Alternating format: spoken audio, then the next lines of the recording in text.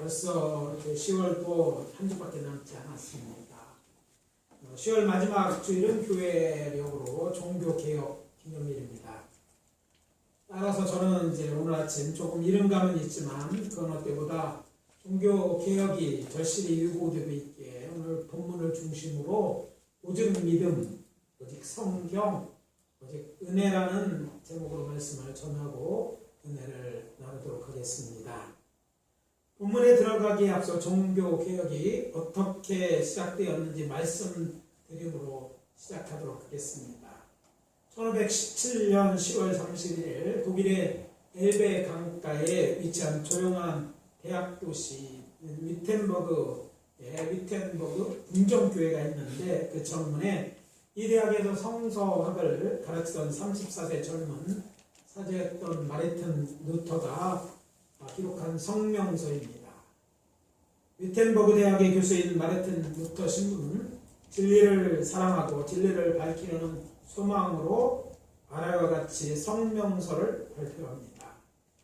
그리고 이 성명서에 관해서 대학 안에서 토론하고자 합니다. 토론 장소에 참석할 수 없는 분은 문서로 의견을 보내주시기 바랍니다. 주 예수 그리스도의 이름으로 아멘. 이렇게 서문과 함께 기록된 95개의 조항의 교회의 교황의 면제권과 면제부의 효력에 대해 단호히 아니오라고 자신의 의견을 밝힌 것입니다. 이 사건은 루터 자신도 전혀 예상하지 못했던 로마 카톨릭 교회를 근본부터 흔드는 종교 개혁의 시작이 되었습니다. 이제 다시 본론에 들어가서 저는 오늘 설교 제목에도 나오는 종교 개혁의 세 가지 정신 속에 담겨져 있는 우리를 향한 메시지를 전하고 은혜를 나누고자 합니다. 첫 번째 메시지는 이것입니다. 오직 믿음으로 구원을 받습니다. 네, 따라봅시다. 오직 믿음으로 구원을 받는다. 저나 이 자리에 참석한 모두 구원받았다고 믿는 것은 오직 믿음으로 구원을 얻었기 때문입니다. 종교 개혁자들의 첫 번째 정신은 오직 믿음으로입니다. 오늘 아침 봉독한 성경 말씀에 보면 사도 바울은 복음에는 하나님의 의가 나타나서 믿음으로 믿음에 이르게 하나니 기록된 바 오직 의인은 믿음으로 말미암아 살리라 함과 같으니라. 여기서 바울은 하박국서 구약선지서 하박국서 2장 4절에 기록된 하박국 선지자가 받은 하나님의 계시의 말씀을 인용하여 의인은 믿음으로 말미암아 살리라고 적고 있습니다. 이 말을 잘 아시는 것 같이 우리가 구원받는 것은 우리가 착하고 의로워서가 아니라 우리에게 구원을 받은 공로가 있기 때문에 아니라 복음을 듣고 예수 그리스도를 구주로 믿는 믿음으로 말미암아 구원을 받는다는 말입니다. 이 복음은 누가 한 말입니까? 중요한 것은 이 믿음으로 구원을 얻는다는 걸 누가 한 얘기 때문에 그걸 믿느냐 하는 것이죠. 근데 이것은 여러분이 잘 아는 것처럼 예수님의 말씀입니다. 우리가 잘 알고 있는 요한복음 3장 16절의 말씀입니다. 하나님이 세상을 이처럼 사랑하사 독생자를 주셨으니 이는 그를 믿는 자마다 뭐하지 않고 멸망하지 않고 영생을 얻게 하려 하심이라. 믿는 자마다 멸망하지 않고 영생을 얻는다. 이렇게 말씀하신 것입니다. 부활하신 예수님께서 제자들에게 말씀하십니다. 마가복음 16장 15절 그리고 16절입니다. 또 이르시되 너희는 온 천하에 다니며 만민에게 복음을 전파하라. 믿고 세례를 받는 사람은 구원을 얻을 것이요 믿지 않는 사람은 정죄를 받으리라. 누가 구원을 얻는다고요? 믿는 자. 그리고 믿고 어떻게 합니까? 세례를 받는 자. 그 사람이 구원을 얻는다 말하고 있습니다. 마가복음 1장 1절에 기록되어 있는 대로 하나님의 아들 예수 그리스도께서 복음의 시작입니다. 예수께서 갈릴리에 복음을 전파하실 때 하나님의 나라가 가까웠으니 회개하고 복음을 믿으라고 선포하지 않았습니까? 복음은요, 듣는 자가 믿을 때 복음의 능력이 우리 속에 나타나는 거예요. 하나님의 복음은 곧 예수 그리스도를 구주로 나의 개인의 구주로 믿음으로 얻는 구원입니다. 그래서 예수 그리스도를 나의 주 나의 하나님으로 믿으면 구원을 얻고 믿지 않으면 멸망을 받는다고 분명히 기록되어 있어요. 그러니까 우리의 구원은요, 다른 것이 아니라 예수를 구주로 믿는 것으로 말미암아 얻는 것이죠. 그렇기 때문에 구원을 얻기에 예수를 믿으면 충분합니다. 이것이면 충분해요. 더 다른 무엇이 필요하지 않다는 얘기죠. 사도행전 16장에는 초대교회가 가지고 있던 그런 신앙을 잘 보여주는 사건이 기록되어 있습니다. 바울과 실라가 제2차 전도여행 중에 성령이 저들이 원하는 대로 인도하지 않았어요. 저들은 아시아로 가고 싶었어요. 아시아. 당시에 그들이 또 소아시아였는데 아시아 쪽으로 더 복음을 전하기를 원했는데 성령이 그들에게 전하지 못하고 오히려 서쪽으로, 오늘날로 서양 쪽으로 가게 하셨는데 마케도니아의 첫 성이며 로마의 식민지였던 빌립보에서 복음을 전하지 않습니까? 그런데 저들이 그곳에서 귀신 들려 점을 치는 여종에게 귀신을 쫓아내준 일로 인해서 이 여종을 이용해서 돈벌이 하던 여종의 주인으로부터 이제 고소를 당합니다. 어떤 제목으로 고소를 당합니까? 그들이 성을 요란하게 하고 이상한 풍속을 전한다고 관원하게 고발한 일로 저들은 어떻게 됩니까? 감옥에 갇히게 됩니다. 좋은 일 하고도 감옥에 갈 수 있어요. 나쁜 일 하고 가지 마지만 좋은 일이라도 갈 수 있다는 걸 알아야 돼요. 아무튼 이렇게 좋은 일 하고 복음 전했는데 일로 인해서 감옥에 갇힌 거예요. 거기서 저거는 야, 좋은 일 하다 이게 뭔 일인가 불평하지 않았습니다. 그래서 뭐 했다고요? 성경 잘 아는 얘기죠. 저들은 그곳에서 기도하고 찬송합니다. 내가 기도하고 찬송할 때 놀라운, 이전까지 경험해도 놀라운 일이 일어나는데 무슨 일이 일어납니까? 땅에 갑자기 지진으로 해서 땅이 흔들리고 옥문이 열리는 놀라운 일이 일어났습니다. 근데 이때 더 놀란 사람이 있어요. 바울과 실라보다. 누구였을까요? 자다가 깨어난 간수입니다. 자다가 깨보니까 옥문이 다 헐쩍 열려있는 거예요. 아이고, 큰일 났구나. 당시에 죄를 지키는 사람들은 죄인이 도망가면 죄인이 받아야 될 형벌을 받아야 되는 거예요. 그러니까 갑자기 이제 죄인들이 다 도망가고 있다니까 이제 두려움이 없고, 이것 때문에 고통당하고 죽느니 어떻게 해요? 자개라고 할 때 컴컴한 감옥, 오늘날처럼 뭐 잘 돼 있는 감옥이 아니에요. 껌껌한데 있는 그곳에서 바울이 크게 소리 질러 그가 하는 일을 멈추게 하지 않습니까? 이때 간수가 떨며 땅에 엎드려 그들에게 전하며 말합니다. 선생들이여, 내가 어떻게 하여 구원을 받으리까? 바울이 그때 그들에게 대답하지 않습니까? 주 예수를 믿으라. 그리하면 너와 내 집이 구원을 받으리라. 할렐루야. 아멘. 저희 가정에, 우리들 예수 안 믿는 가정에서 저희들이 태어났는데, 우리 부친이 예수 믿기 전에 가정구원을 위해 기도했어. 가정구원. 이것저것 다 기도했는데 기도가 안 응답되고, 뭐 종교는 각자 자유라고 겨우 신앙생활, 저와 제 동생들 신앙생활을 만족했는데, 그래도 부모의 구원에 대한 문제가 더 심각하게 나왔어요. 특별히 12.12 사태라고 막 좀 어려울 때, 이제 뭐 국가 비상 걸려서 차 타고 이제 제가 동두천에 저희 부대가 있었는데 거기 돌아가는데 가면서 가만히 생각해 보니까 다른 건 별거 없어. 뭐 예수 믿고 죽으면 천당 가고 뭐 별거 없는데 부모님이 달랐어요. 전도를 해야 되는데 뭘 안 해보는 게 있을까 생각해 보니까 금식하면서 기도를 안 해봤더라고요. 저는 하루 세끼는 꼭 먹어야 된다고 그때나 지금이나 비슷하게 생각합니다. 밤 12시가 돼도 먹어야 돼. 왜? 못 먹으면 평생 못 먹으니까. 역사적 사명을 띠고 꼭 먹어야 된다고 생각해서 늦어도 꼭 그렇게 밥을 하여튼 3시간 때는 꼭 챙겨 먹었어요. 군것질은 내 돈 주고 산 적이 거의 없어요. 별로 안 삽니다. 사는 건 먹지만. 아무튼 새끼는 잘 먹는데 그래서 굶는다는 거 생각하지 못했던 건데 다른 거에 간절한 기도와 금식하며 기도했는데 부모의 영혼 구원을 못했더라고요. 그래서 회개하고 꼭 그렇게 하겠다. 뭐 군인이 마음대로 굶을 수 있는 것도 아니고 그래서 제대하고 그게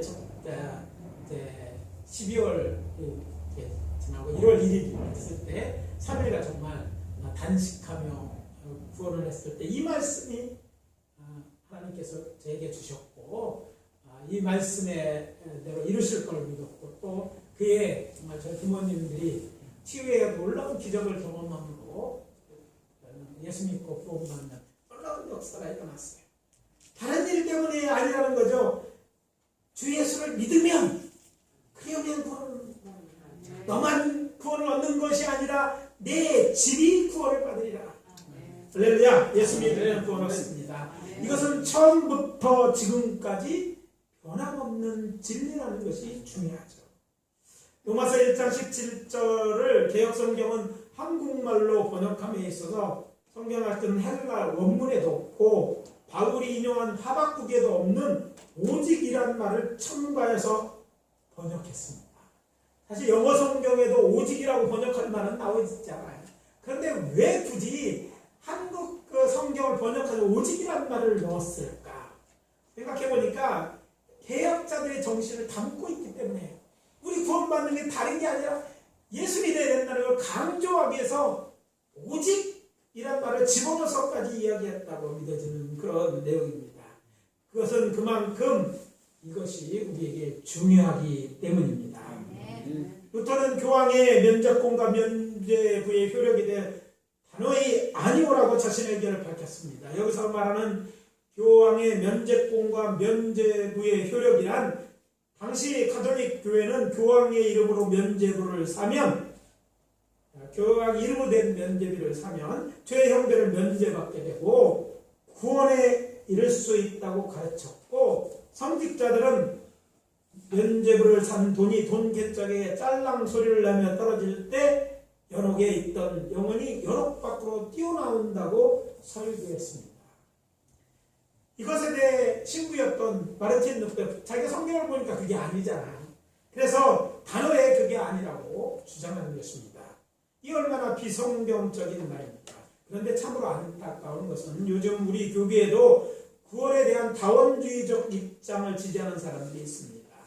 종교 다원주의자란 교회에만 구원이 있는 것이 아니라 다른 종교에도 타종교에도 구원이 있다고 주장하는 것입니다. 이 점에 대해서 오늘날 가톨릭 교회도 벌써부터 다원주의 입장을 취하고 있습니다. 1962년 제2차 바티칸 공회의 회칙과 교황 선언으로 타 종교에도 구원이 있다고 선언한 것입니다. 종교 간의 평화와 종교 간의 다리를 놓자라는 그럴듯한 말로 성경의 가르침과 주장과는 전혀 다른 주장을 하는 것입니다. 이것은 참 곧 진리가 아닙니다. 성경 말씀과 다른 거짓말이죠. 사랑하는 성도 여러분 기억하십시오. 예수님이 말씀하셨습니다. 누가요? 예수님이. 내가 곧 길이요 진리요 생명이니 나로 말미암지 않고는 아버지께로 올 자가 없느니라. 요한복음 14장 6절입니다. 이 말씀 이미 쓰여진 말씀, 이미 주께서 선포한 말씀입니다. 지금 우리가 바꿀 수 있는 게 아니에요. 혹 성경을 바꾸더라도 원문이 바뀌는 것은 아니지 않습니까? 이렇게 성경은 분명하게 오직 예수를 믿는 자에게 구원이 있다고 말하고 있는 것입니다. 그래서 말씀드립니다. 오직 예수 그리스도를 나의 주로 믿는 믿음을 통해서만 구원을 얻습니다. 다른 길은 없습니다. 사람들은 이렇게 말하죠. 야, 산에 올라가는 길이 여러 개 있다. 예, 맞습니다. 이 구봉산 가는 길은 여러 개 있어요. 뼈올락쭉 들어가도 저기 장소 우리집으로 올라가세요. 그럼 여러 군데가 있어요. 근데 그건 산에 가는 길이고 구원을 얻는 길은요. 성서가 말하고 있습니다. 오직 예수 믿는 길밖에 없다. 성사가 말하면 그것이 끝이에요. 그렇게 믿으시는 분들은 큰 소리로 아멘. 아멘. 구원받은 것 믿음으로 구원받는 줄 믿으시기 바랍니다. 아멘. 둘째, 오직 성경의 말씀만이 진리입니다. 따라해봅시다. 오직 성경 말씀만이 진리이다. 종교 개혁자들의 두 번째 정신은 오직 성경으로입니다. 종교 개혁 당시 중세에는 극도로 부패하고 타락하였는데 그 배후에는 교회의 타락과 이제 부패가 있습니다. 고급 성직자들의 부도덕한 생활과 음행과 성직매매 등이 교회의 부패와 세속화의 핵심에는 교황이 절대적인 주장하는 신학이 있었기 때문입니다. 당시 로마 가톨릭 교회는 교회의 신앙과 행위에 대해 초기의 교훈을 성경에 두지 않았습니다. 성경의 권위를 존중하지만 성경 외에도 교회의 전통과 교회의 공적인 회의인 공의회의 결정도 같은 수준의 권위를 가졌다고 여겼습니다. 아니 실제로는요, 성경보다 교황의 권위를 높여놓은 것입니다. 심지어 교황은 오류가 없다는 교황 무호설이라는 교리도 만들었어요. 교황은 완전하다 이거죠. 정말 어처구니가 없는 일입니다. 성경을 교황만이 아니라 해석할 수 있다고 교황만이 해석할 수 있다가 주장함으로써 성경을 단지 교황의 말을 정당화하는 수단으로 이용했던 것입니다. 주인의 이치에 대해 성경이 오히려 하인이 된 셈이죠. 때문에 루터는 성경에 없는 것을 교회가 함부로 결정해서 교리나 행동 지침을 만들어서는 안 된다고 이렇게 외쳤던 것입니다. 로마 카톨릭 교회의 잘못된 가르침을 반박하면서 독일의 마르틴 루터나 스위스 츠빙글리 그리고 프랑스의 존 칼비 같은 종교 개혁자들이 내세웠던 키워드는 오직 성경이었습니다. 그리스도인의 생활, 특별히 신앙과 행위에 대한 최고의 권위는 오직 성경에 있다고 외친 것입니다. 성경의 절대 권위를 주장한 것입니다. 그러므로 종교개혁은 오직 성경으로 돌아가는 운동이었습니다. 성경은 살아계신 하나님의 말씀으로 영원불변의 진리를 담고 있습니다. 때문에 성경은 신앙의 근거가 되고 최고의 권위를 가지고 있습니다. 성경은 신학이나 교리를 재는 자와 같습니다. 성경을 헬라어로 잘하는 뜻의 캐논이라고 부르는 이유도 여기에 있습니다. 로마 카톨릭 교회는 선행이나 고행으로 구원을 받는다고 가르쳤습니다. 믿는 것 플러스 선행, 고행을 더한 것이죠. 이것은 성경에서 완전히 이탈되어 있는 사상이죠. 심지어 교만한 사람의 죄를 사면하는 권한, 면죄권이 있다고 가르쳤습니다. 그것도 산 사람만이 아니라 죽은 사람의 죄도 사할 수 있다고 가르쳤고 교황의 이름으로 면죄부를 판매하였습니다. 이것은 하나님의 말씀인 성경과 다른 정도가 아니라 하나님의 뜻에 반하는 것임에도 불구하고 이런 교리를 주장할 수 있는 것은 사람들이 성경을 몰랐기 때문입니다. 성경을 어떻게 모를 수 있을까? 우리는 그게 이해가 되지 않죠. 우리는 다 성경 공부하고 그러잖아요. 그 정도는 우리도 알잖아요.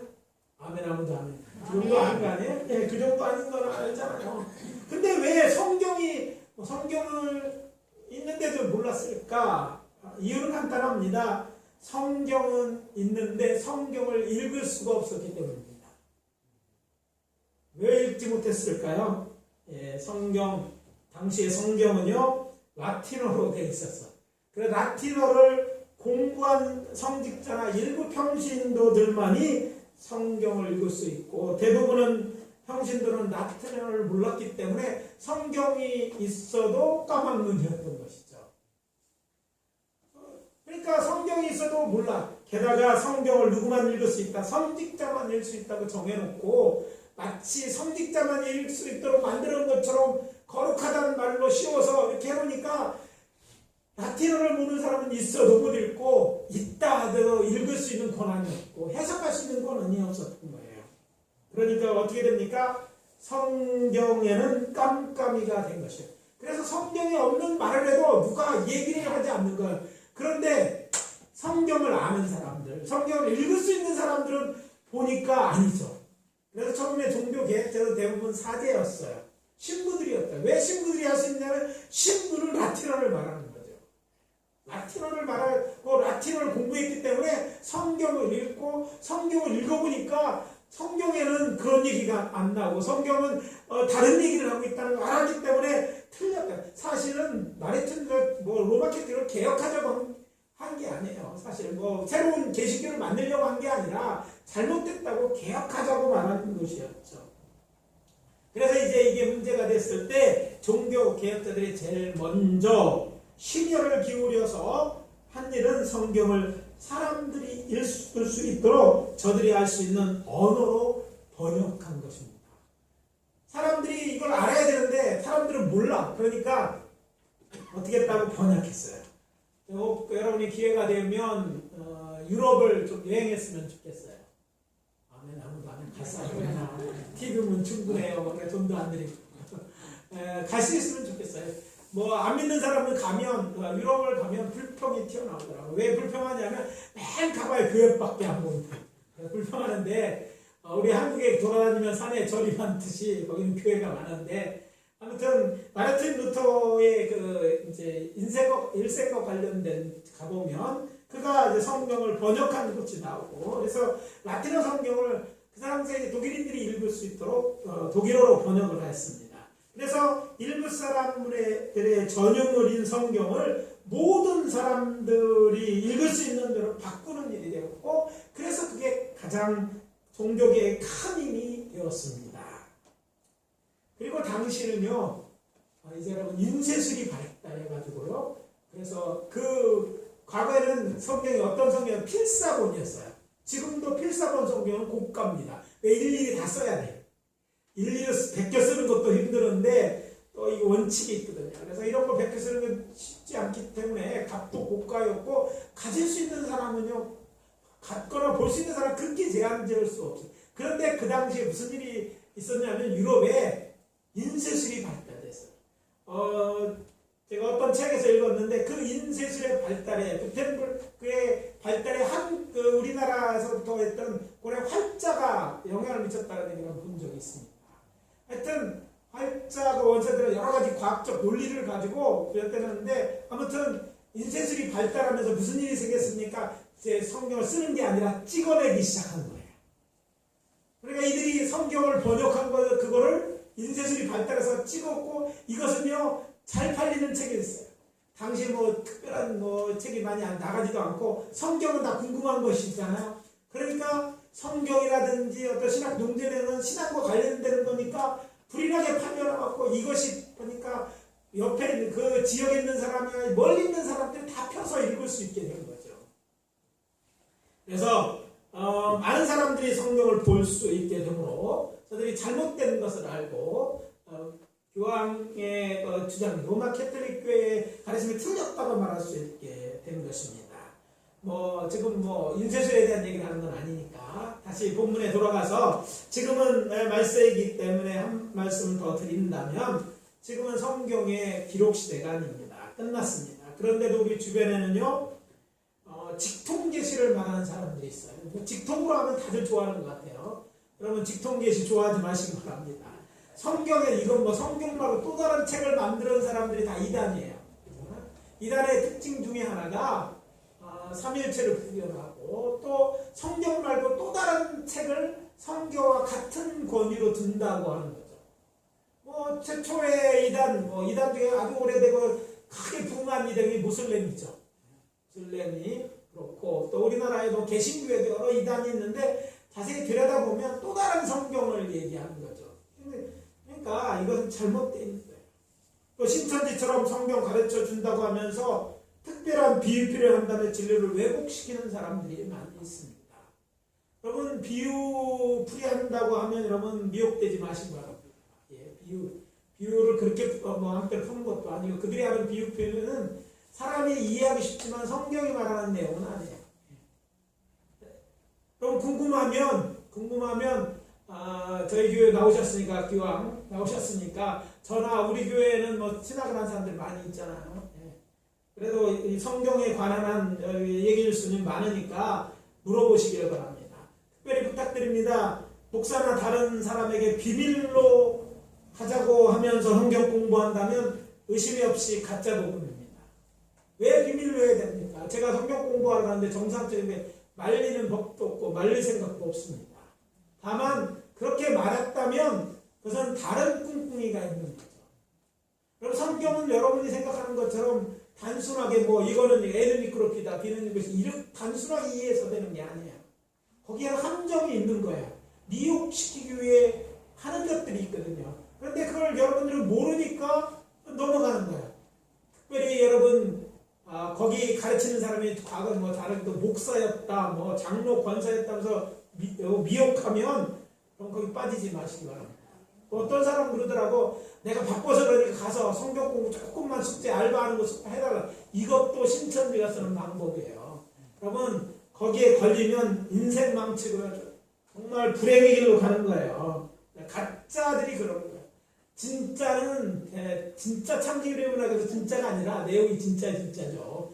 여러분 궁금한 건 물으시고 전화도 되고 교회 매일 출근하잖아요.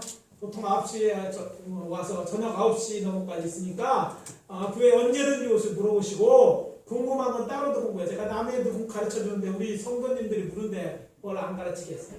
요금 걱정하지 말고 여러분 물으세요. 그리고 거기 배우려고 하지 말고 교회 정신적인 거를 공부하고 아시고 잘 알아야 되는 건 성경은 성경으로 알아야 됩니다.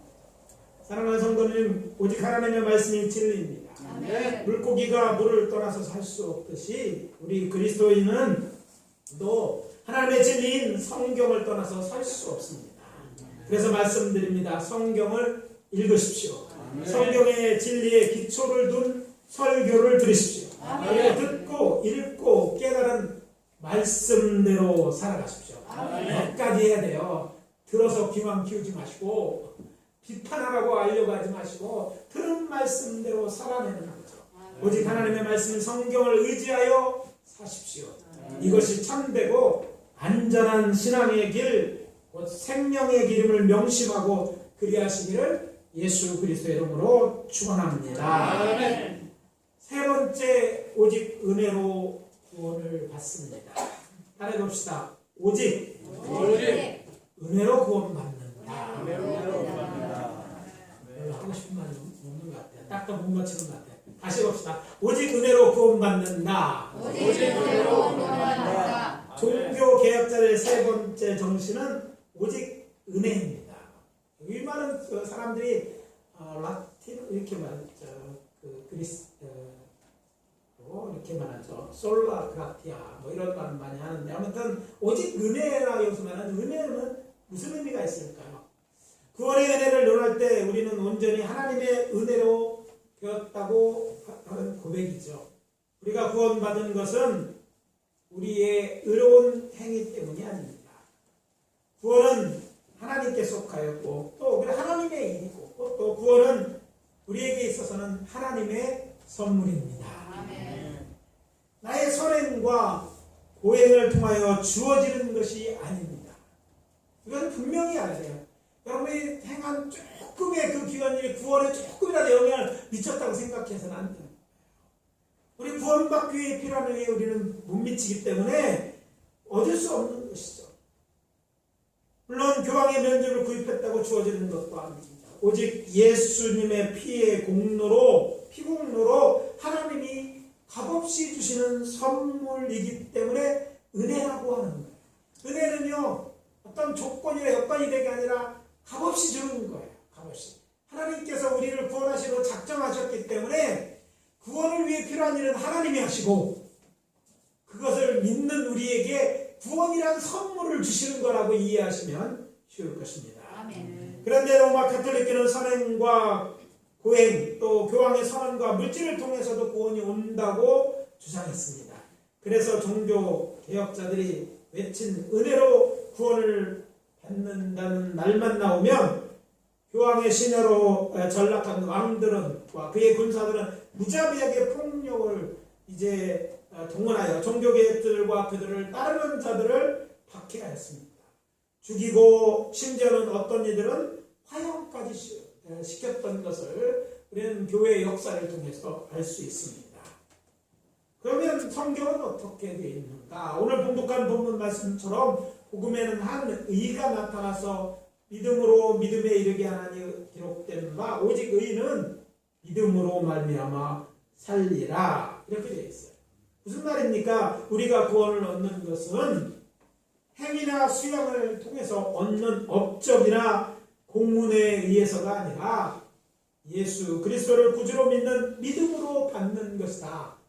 이것이 바로 구원은 은혜로 받는다는 뜻입니다. 이 말은 우리가 구원을 받는 것은 하나님의 의지이지, 은혜이지 우리의 공로가 아니라는 말입니다. 요즘 젊은이들의 표현을 빌린다면 우리의 의는 뭐라고 해요? 하나라고 안 하고 일도 없다. 요새 안 쓰는가요? 그래서 일도 없던 어떤 일하는 일이 아니라 하나도 없다는 거라 일도 없다 그러더라고요. 우리 그 일도 우리 뜻이 포함되어 있지 않습니다. 사도 바울은 이어지는 로마서 3장 23절 그리고 24절에 더욱 분명하게 말합니다. 모든 사람이 죄를 범하였음에 하나님의 영광에 이르지 못하더니 그리스도 예수 안에 있는 속량으로 말미암아 하나님의 은혜로 값없이 의롭다 하심을 얻은 자가 되느니라. 의가 없는 우리로 의인이 되게 하셨다는 말입니다. 이것이 신학적으로 이제 표현한다는 용어가 이신칭이라는 말이죠. 좀 어렵지만 고상하게 보여서 이거 아는 분도 계시겠지만 어렵지만 프로는 이런 겁니다. 죄인이 오직 믿음으로만 의롭다 칭함을 받는다. 의롭지 않은데 의롭다고 칭한다는 것. 의롭다고 인정된다. 뭐 이런 얘기로 이해하시면 되겠습니다. 좋으신 하나님께서는 죄 가운데 출생하고 또 죄를 지으면서 살 수밖에 없는 인간들이 행위로 의로워질 수 없다는 것을 아셨습니다. 그래서 인간을 구원하기 위해서 우리에게서 뭘 요구하신 것이 아니라 죄 없는 하나님의 아들 예수를 이 땅에 보내셨습니다. 그리고 그를 이제 이 땅에 이렇게 살게 하신 후에 그에게 우리의 죄를 전가시켜 십자가에 죽이시고 대신 그의 일을 예수님을 나의 주로 믿는 자에게 전가시키는 것입니다. 이건 구약의 제사장들이 제사를 드릴 때 제물에 안수하는 것을 여러분 기억하시면 상상해보면 이해가 갈 것입니다. 죄 속죄 제물로 소나 양을 데려오면 어떡합니까? 제사장 앞에서 제사장이 한 손은 속이나 제물이에요. 또 한 손은 그걸 가져온 죄를 깨달은 사람 앞에 얹고 이 사람의 죄 지은 사람의 죄를 짐승에게 전가시킵니다. 그리고 이 짐승 이 사람의 죄가 전가다 이 사람의 죄를 전가된 이 짐승을 각을 떠서 불태워 제사를 드리는 거예요. 그러면 내 죄가 어디에요? 짐승에 전가되고 그 짐승이 죄값이 뭐라고요? 네, 맞았네. 500원이라고 안 하기 참 당연했네. 죄값은 500원이 아니라 죄값은 사랑인데 대신 이 짐승이 죽는 거예요. 죄 없는 짐승이 죽는 거죠. 그래서 원시복음이라고 하면 창세기에 하나님께서 아담과 하와를 에덴 동산 내어 쫓으실 때 가죽옷을 지어 입히십니다. 그러면 짐승의 가죽이 어떻게 생길 수 있어요? 예, 가죽집에 가면 사죠. 예, 근데 그 가죽을 어떻게 만드냐 이거예요. 짐승이 죽어야만 그 가죽을 벗겨서 말려서 가죽 제품이 되는 거거든요. 그러니까 가죽옷을 지어 입혔다는 것은 어떤 짐승이 구체적으로 나와 있진 않아요. 대신 죽은 거예요. 사람의 죄를 가려워서 짐승이 대신 죽고 그 짐승의 죽은 것을 얻은 가죽으로 그 부끄러움을 가린 다음에 에덴 동산에 내보냈다니까요. 그와 같이 사람이 죄를 지었는데 이 죄로 말미암아 죽을 수밖에 없어. 죄값은 사망이에요. 근데 이 죄의 값이라는 것은요, 한 개의 죄를 져도 죄인이고, 만 개의 죄를 져도 죄인이에요. 가벼운 죄를 져도 죄인이고, 큰 죄를 지면 진짜 죄인이고, 나쁜 죄인이지만 죄인이라는 점은 똑같은 거예요. 그러니까 그것이 어떤 죄이든지 죄값은 사망이기 때문에 모든 사람이 죽을 수밖에 없는 거예요.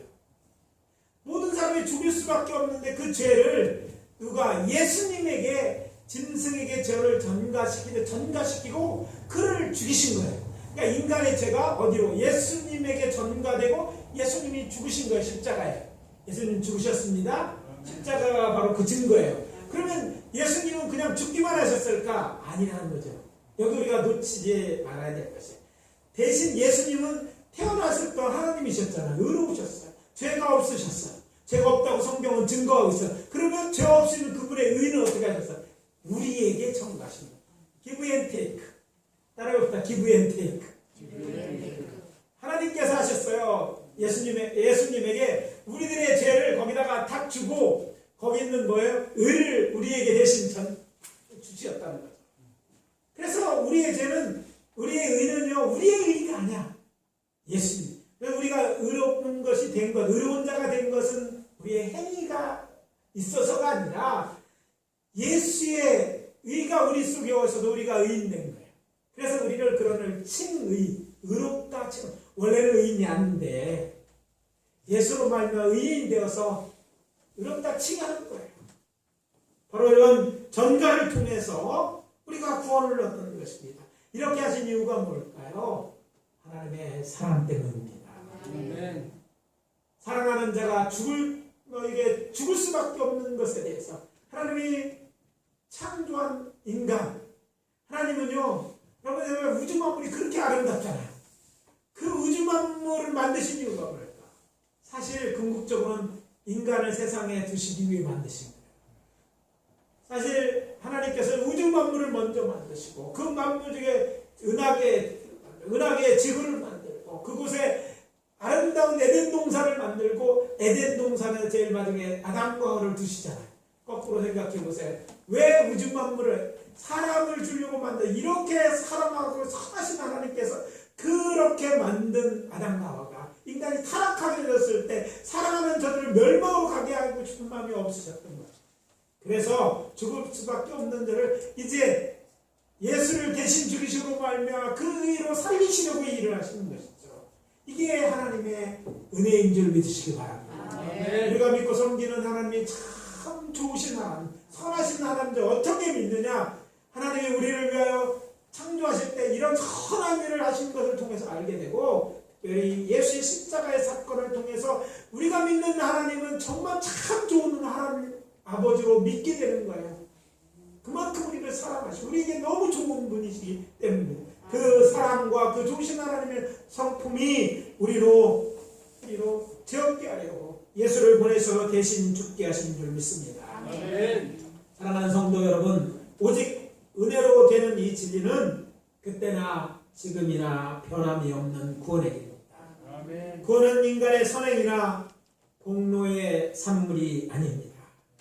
우리가 구원받은 것은 하나님의 은혜임을 믿으십시오.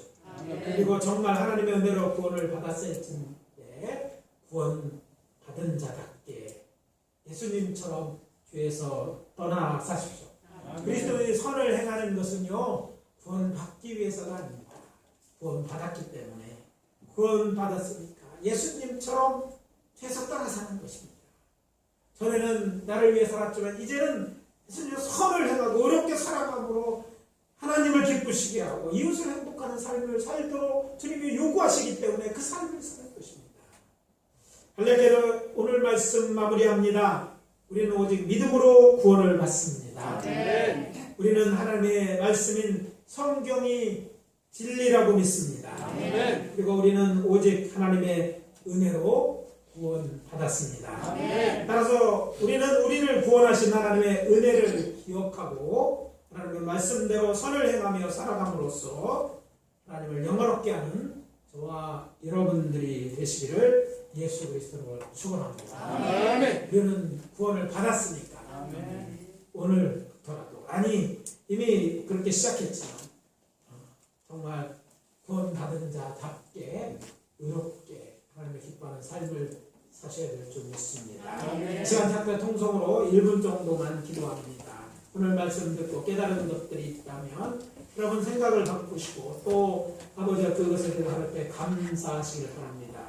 믿음으로 구원을 받는 것이고 성경 말씀이 진리입니다. 그리고 우리는 은혜로 구원받았습니다. 다 같이 통속으로 기도합니다. 아버지 하나님 주의 은혜와 사랑을 감사합니다. 오늘 주께서 이 말씀을 통해서 우리의 믿음을, 우리의 구원을 확실하게 해주시니 감사합니다. 행위로 얻는 구원이 아니라 오직 믿음으로 얻는 구원을 보여주었습니다. 그리고 그것은 하나님의 말씀 성경에 기초가 있고 성경에 아버지의 본질적인 권위와 책망을 얻는 줄 압니다. 말씀에 아버지 하나님 우리의 신앙의 뿌리를 두게 도와주시고 말씀을 따라서 가는 것을 이제 아버지 하나님의 은혜로 구원받은 자들에게 아버지 하나님의 선을 내어주게 하여 주시고 어제와 다른 삶의 살아가는 은혜의 은혜와 주시옵소서. 우리를 용서하시옵소서. 아버지 하나님 우리의 주님 그리스도의 장수가 문제이 이르기까지 성장하게 하여 주시고 우리의 삶 가운데 주의 영광을 드러나게 도와주시옵소서. 아버지 하나님 주의 은혜와 사랑을 감사합니다. 우리가 구원 얻는 것 오직 믿음으로 된 줄 믿습니다. 아멘. 우리의 구원의 근거는 오직 성경인 줄 믿습니다. 아멘. 이 진리의 말씀에 우리 믿음의 뿌리를 두고 우리의 구원받은 것을 기억하며 특별히 하나님의 베푸신 은혜를 기억하며 아버지 하나며 선을 통해서 하나님을 영화롭게 하는 저희들 되게 도와 주시옵소서. 아멘. 예수 그리스도의 이름으로 기도합니다. 아멘.